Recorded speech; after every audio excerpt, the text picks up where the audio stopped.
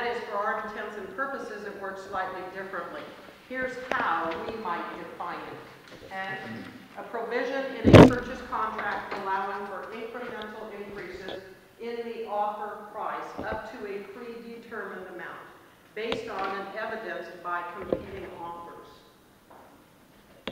Who's used escalation clauses before? Great. Okay, give us a little feedback. How have they been effective for you, Jill? Oh, awesome. We just used one not too awfully long ago, and there were 2 other offers, and we must have our buyers on top. But one thing, I think it talks about that later, about one thing that we did is we threw in that we asked to see the higher offer in the event that the escalation clause was used, because we didn't want them to automatically just say that they had another offer. So we asked to see the other offer. Great. So that's something that you think should be in an escalation clause. I like that. Thank you. Okay. Who else has used an escalation clause? Paul? Pretty much the same as she did. We didn't get it, but we got in the backup position. But it was great with the buyer, because she said, you know, I don't want to do a bidding war. I don't want to pay more than I have to pay. And it was like, great, okay, let's go ahead and use this clause, and we'll pay $1,000. I don't know if it's 500 or 1,000 more than the next highest offer. So it gave them a comfort level that they weren't just paying $10,000 more for something when they didn't have to.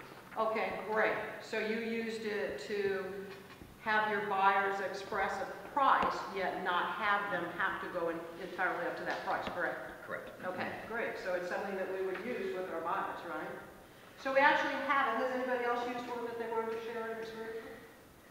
Okay. How many of you think that this might be something of value that we can use in the future? Okay. And have the same wording and have, you know, just kind of have uniformity there, okay? And that's our goal.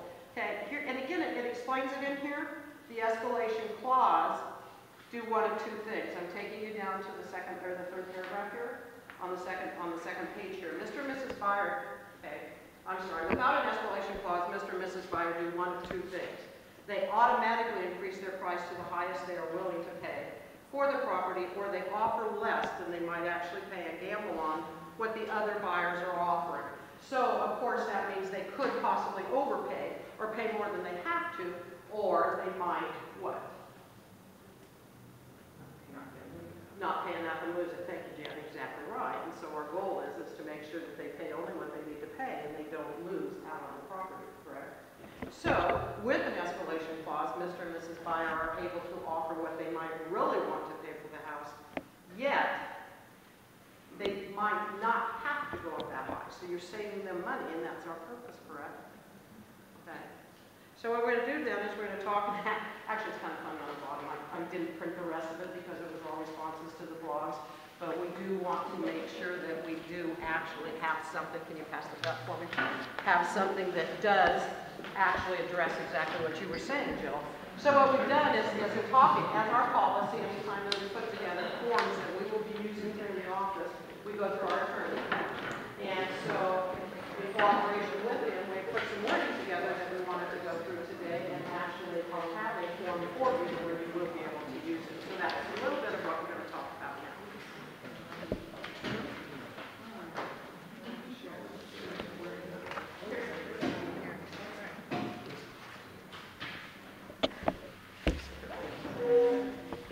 Okay, so this is a sample. What we're going to do, if you want to make notes on this, is what we're going to do is we're actually going to use this as an attachment to a counter offer. So in multiple offer situations, what do you usually see as a counter? What's the wording usually? There you go. She said it. Say it louder.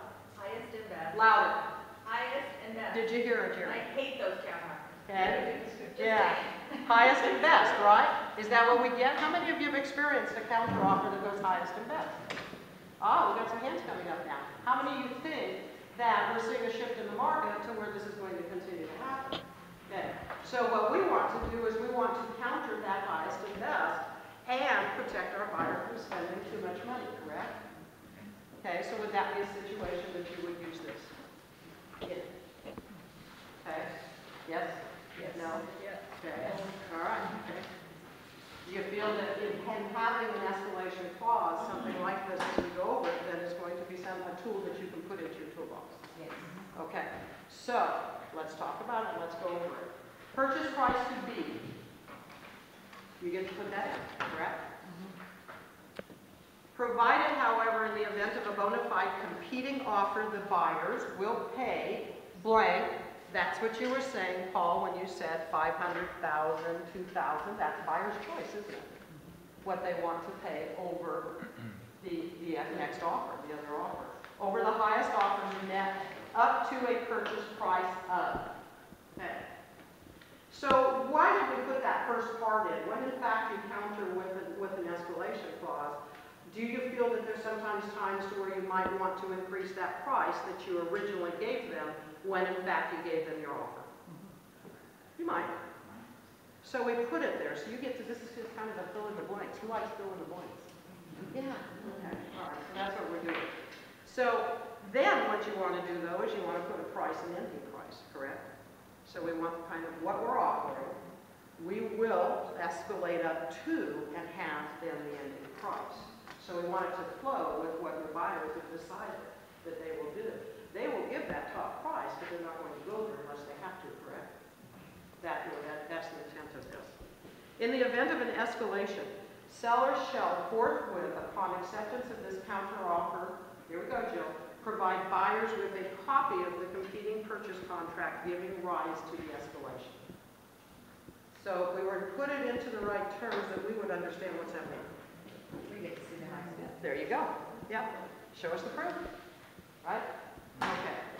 Together with a copy of the competing purchaser's lender's pre-approval of funds or competing purchaser's proof of funds. What would be the reason we would put that in? Okay. What'd you say, Lynn? Can you share? They can actually buy it Okay. at that price. That they can actually buy it. So what does that do? Does that also provide us proof of it being a bona fide offer? There you go. Okay. Right. Not that we're saying that it would ever not be. Okay. So was that something, was that a response that somebody wanted to have to something? Would you wish to share that, Josh? Was that you? Good morning. Nice. Okay. All right, so let's go to the next sentence. Let's go to the next sentence. In the event seller fails or refuses to provide buyers with all such copies within 24 hours of seller's acceptance of this counteroffer. Gosh, you got a lot of attorneys, don't you? Seller's acceptance shall remain binding upon seller without escalation. So what does seller do? Seller has signed the counteroffer that we're attaching this to, correct? Okay. We said they needed to provide us with a purchase, another purchase, right? In order for us to know what the buyer was going to pay within a certain time frame, correct? So what's this saying? It said no. There you go. Yep, you're back to the original price. Okay. Got it? I see some nods. We okay with that? All right. Subsequent to seller's acceptance of this counteroffer, there shall be no further escalation in the purchase price. Let's talk a little bit about that. What would be the purpose of that sentence? So you have to be able to explain this to your buyers, correct? You might also, I mean, I know that we work with a lot of professionals, but you might also need to explain this to the listing agent. So we want to make sure we understand it. Okay. So what would be the reason for that last sentence? That after you go through it once, that you're not going to be going through it again, that they get another offer, before you close. There you go. Okay. Do we present all offers until we have a closing? Is it our responsibility to do that? Yes. Okay, as listing agents? Okay, absolutely. So this actually then prevents that from happening, doesn't it? Offers still have to be presented, but yet the seller is saying, okay, because what could very possibly happen in a little loophole is let's say that we hand this out, and they look at this and that's not in there, then they could just say, well, we're just going to hang on to this for a while so we get another higher offer. Right? Okay? They're looking at it as protecting their selling. So what we want to do is we want to make sure that we try to enter the closing of those loopholes as we can. Okay, by providing copies of the competing offer giving rise to an escalation, seller represents and warns to buyer that the competing purchaser and such purchaser's offer are bona fide and in good faith. So again, that represents exactly what we were talking about before. Okay, we are representing our bottom line.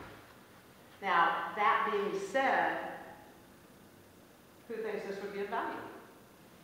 Okay. Is there anything that you look at, you're out there, you're in the trenches, you're out in the market every day, is there anything that you feel that we should add to this? Do you feel that it pretty much covers all the bases? The only thing that I would add is it doesn't necessarily have to be a counter offer. We used ours in our original offer. So you may change that verbiage to just say offer and not counter offer, if you know there are other offers already. Good point. Okay, thank you. And we did, and actually when we were talking about that, we did take it to where it could be used in different circumstances, and you're exactly right. In fact, actually, I think that's a little bit about what this blog talks about too, is let's say an agent says that they're going to have other offers even, and you want to make yours as strong as possible, and you've got a buyer that's going, okay, well, I'll pay up to $250, and you're going, whoa, you might not have to, right? So let's do this. We can put a price down there, still put the terms in, and use this as part of a purchase contract. Okay, so very good point, thank you. So we did kind of try to keep it as generic. Now, I know, okay, go ahead. Oh, I was just curious if the seller says, well, I can see they're willing to go up to 250. I'm just gonna delete all this and say my counter offer is 250, that's what I want. And that can happen. Remember though that you can go back. I mean, if they want to counter, you still can go back with another counter. Remember, this is being attached or purchase contract. See, this is still part, that, if that were the case, that could be possibly used as part of the purchase contract. Yes, they can counter you any way they want. This just becomes part of a negotiation. It's a tool in a negotiation. It just becomes part of the terms of a contract. Okay? So all sorts of things. I mean, you can send it back as a counter to final and best, and they can say no. We know that that's part of it that they can do. What this does, though, is it gives a broader dollar amount that you can work with. Okay? The other thing that I wanted to bring up is that I have heard a lot of times where people will say, well, final and best, and I've talked to some of you before, where we've talked about, well, put in there escalation clause when we're dealing with short sales or REOs. Now, it's two different times, though, of course, because a short sale, who has the right for an acceptance of an offer on a short sale? Homeowner, right? Try that again. Who has the right of an acceptance of a short sale? Homeowner. Okay. Some of you aren't convinced about that. Let's try it again. Who gets to decide the terms of their sale? Seller. Okay. On a short sale, right?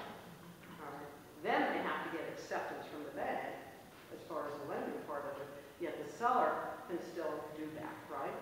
So in that instance, if you take it and you say, all right, seller is going to approve this escalation clause. A lot of times this is just ammunition for when you're handing it back to a listing agent. The listing agent is going to say, bank's not going to accept that. Well, they're kind of jumping from A to Z because we're not looking for a bank acceptance, are we? On a short sale. Or are we? Who thinks we are? Eventually. That's the key. Eventually. Because see what happens is once we use this the way it's worded, and we have an acceptance, we know the price, don't we? We know the price the buyer's going to pay. So by the time then the seller has the acceptance, the seller then sends it to the bank. There's no escalation clause. We have the price. Does that make sense? Yes. Maria, I know that the listing agent has to submit all offers to the seller. That we when we represent a buyer, we can put in that they can't show the house anymore. Absolutely. Sure. You can put any other terms. Any other offers all be a backup position only. Yeah, and see what this is doing is this is strictly addressing price. And you cannot submit it to the bank. You got to submit it to the seller, but you don't have to submit it to the bank. Exactly. That's the thing. Yes. See, the bank, and even if the bank gets this, they still know the price. Because like I said, once it is accepted on a short sale, and that's going to be, it's going to be a market for a long, long time. Then the listing agent sends in what they need to fill in the blanks on equator or anything else that they fill in when in fact they're dealing with that. Okay, REO, same way, REO, basically you still have something here. Would this go to the bank with an REO? Because they already own it, the bank already owns it. The nice thing about this though is when in fact you have a form like this and we'll put it together, like I said, as an attachment, the banks, the asset managers are more likely to look at it. Will they count it on their own addendums? Of course. Yet at least they'll see what the prices are. So those are a couple of the things that I know will come up as issues, and so we can get around those. And listing agents will say that. Yes. I sold a property with an escalation clause and as short sale, and the bank wasn't the slightest bit interested. Never knew, didn't care. I would think you would like this on short sale, There you go.